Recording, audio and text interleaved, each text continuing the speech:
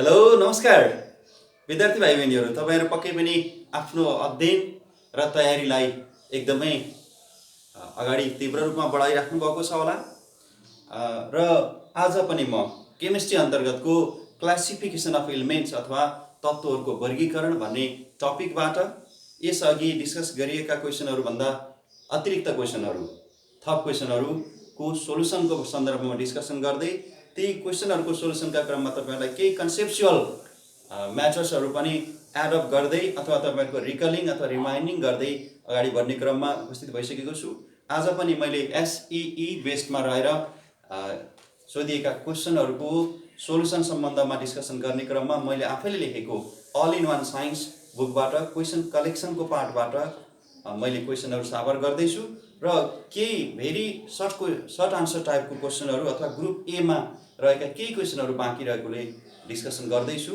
त्यसपछि म अरू ग्रुपका क्वेसनहरूतर्फ अगाडि बढ्नेछु र मलाई लाग्छ तपाईँहरूको तयारी एकदमै राम्रोसँग अगाडि बढेको छ, अध्ययन एकदमै तीव्रता रूपमा बढेको छ र तपाईँहरूले केही आफ्ना यो विषयका सम्बन्धमा र एसई बेस्ड क्वेसनका सम्बन्धमा यदि तपाईँसँग कुनै जिज्ञासाहरू छ भने अथवा कुनै सल्लाह सुझावहरू छ भने पक्कै पनि कमेन्ट गर्नुहोला मलाई र म अब तपाईँहरूलाई क्वेसन डिस्कसनतर्फ लगेँ र अब यहाँ चाहिँ ग्रुप ए को एउटा क्वेसन लेखिहालौँ बाँकी मध्येको।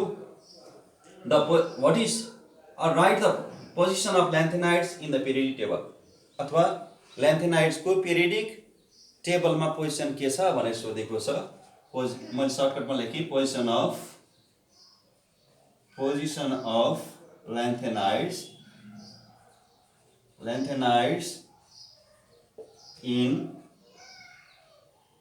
the periodic table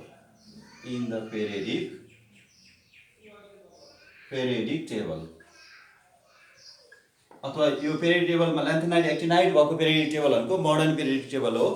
तपाईँले बुझिहाल्नुभयो। यो चाहिँ 2075 को क्वेसन छ। यो सायद यो सेट डिपी मध्येको हो, यो डिपी सेटको हो, सेटहरू मध्येको। अब तपाईँहरूले जान्नुपर्ने, हामीहरूले के जान्नुपर्छ त भन्दाखेरि पोजिसन भन्ने बित्तिकै तीनवटा कुरा, ब्लकको कुरा जान्नु पर्यो, त्यसपछि ग्रुपको कुरा जान्नु पर्यो, कुन ग्रुपमा पर्छ, त्यस्तै गरी पिरियड। यसरी पोजिसन तीनवटा कुराले डिसाइड गर्छ। अब हामीले के लेख्न पर्यो त? अब हामीलाई सोधेको छ ल्यान्थेनाइड्स। अब तपाईँले लेख्नुहुन्छ आन्सरमा, मैले एकदमै सर्टकटमा ब्रिफिङ गरेँ। The position of lanthanides in the periodic table भनेर यसरी लेखेपछि के गर्नुहोस्, पहिला ब्लक लेख्नुहोस्। ब्लक चाहिँ कुनमा पर्छ तपाईँलाई थाहा छ नि, ल्यान्थेनाइड्स र एक्टिनाइड्सहरू याद गर्नु होला। पिरियडिक टेबल तपाईँले हेर्नुभएको छ नि, यो टाइपको छ हैन।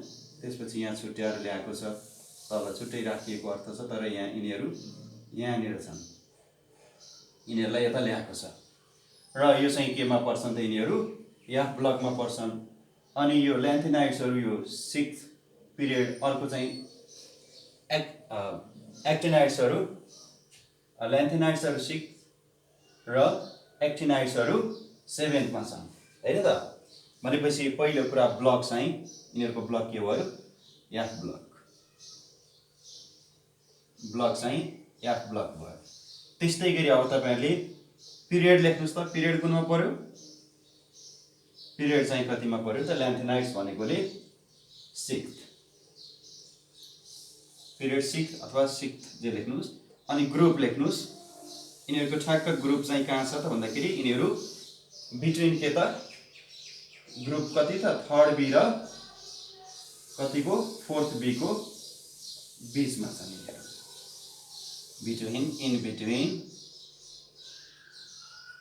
इन बिट्विन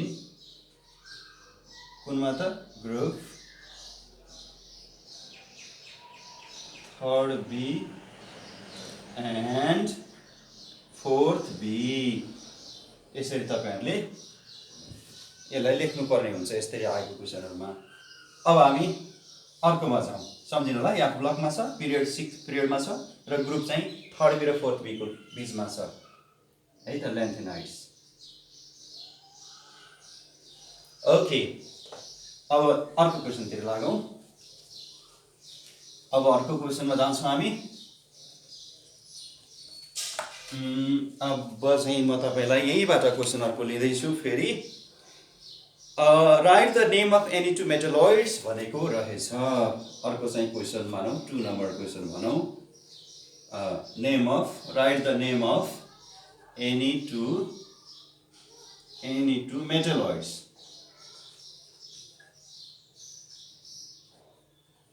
भनेको रहेछ। यो चाहिँ यो पनि एसई क्वेसन हो, 2075 को जीपी भन्ने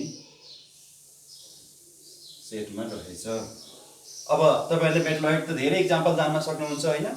सिलिकन, जर्मेनियम, आर्सेनिक, कुनै दुईटा लेख्नुस्।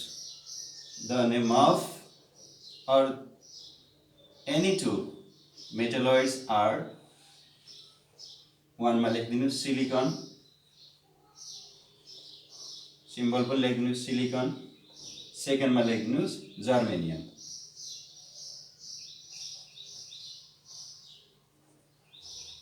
सिम्बल पनि लेख्दिनुस् जी।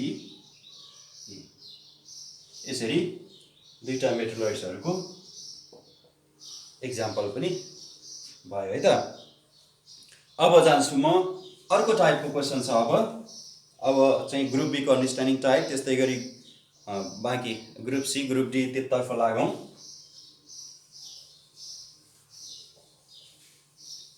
अब जान्छु म अर्को क्वेसन लेख्दैछु। अर्को ग्रुप बी बाट आएको क्वेसन छ।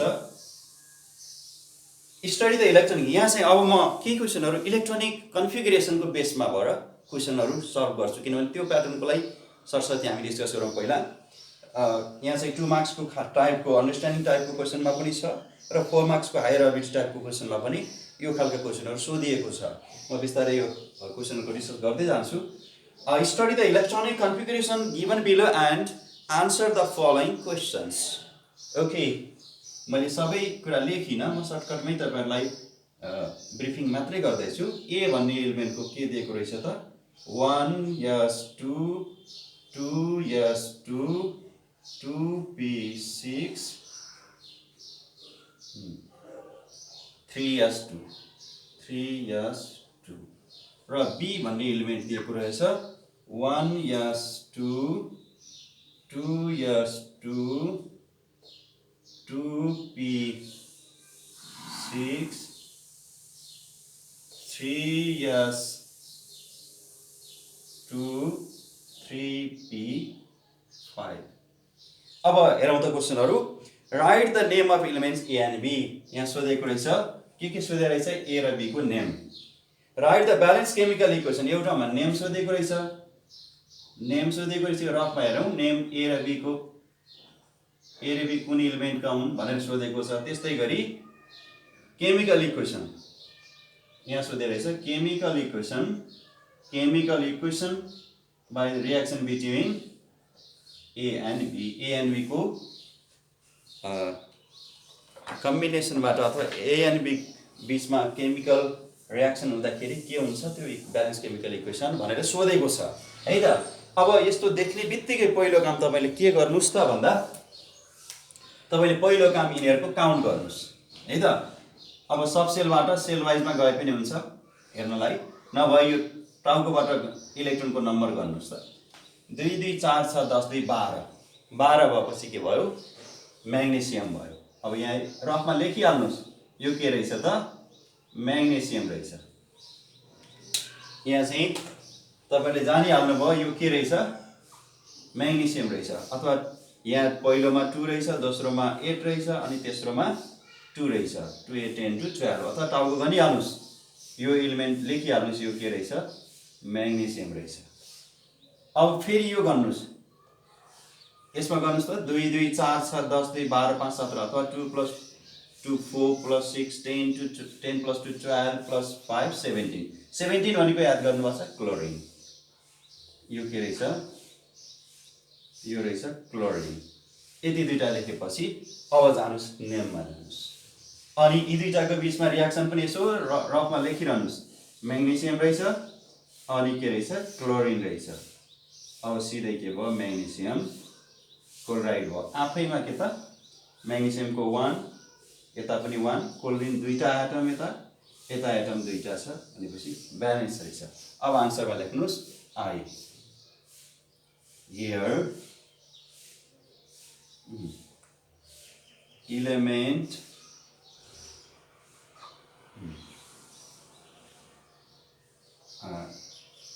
एलिमेन्ट ए के हो त? ए के रहेछ त? म्याग्नेसियम।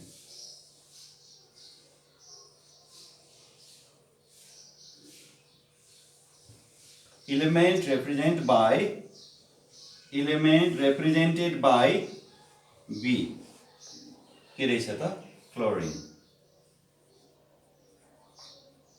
क्लोरिन रहेछ है त।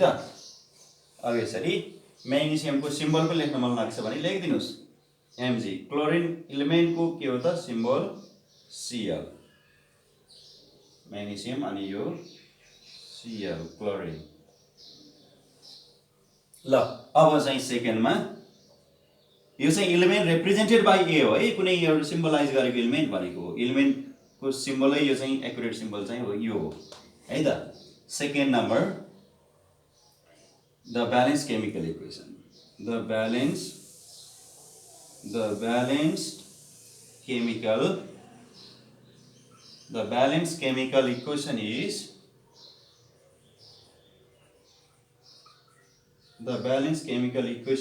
भने सिधै जानुस्, किनभने यो 1 मार्कको यो थियो, यसलाई 1 मार्क गरेर जम्मा 2 मार्क्सको थियो है त। अब लेखिदिनुस् Mg plus Cl to give Mg Cl 2। यो चाहिँ के त? सेल्फ ब्यालेन्स छ। म्याग्नेसियम एउटा छ यता रिएक्टेन्ट साइडमा पनि, यता पनि एउटा एटम छ। त्यस्तै क्लोरिनका दुईटा एटमहरू यता रिएक्टेन्ट साइडमा छन् भने प्रोडक्ट साइडमा पनि दुईटा छ।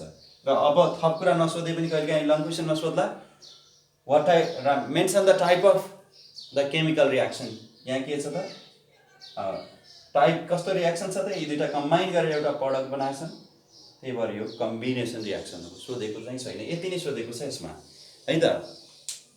अब बाँकी क्वेसनहरू म अब अर्को भिडियोमा तपाईहरुलाई प्रस्तुत गर्नेछु र त्यतिन्जेलका लागि तपाईहरुबाट बिदा चाहन्छु। तपाईहरुको समय सुखद रहोस्, फ्रुटफुल रहोस्। Thank you very much till then.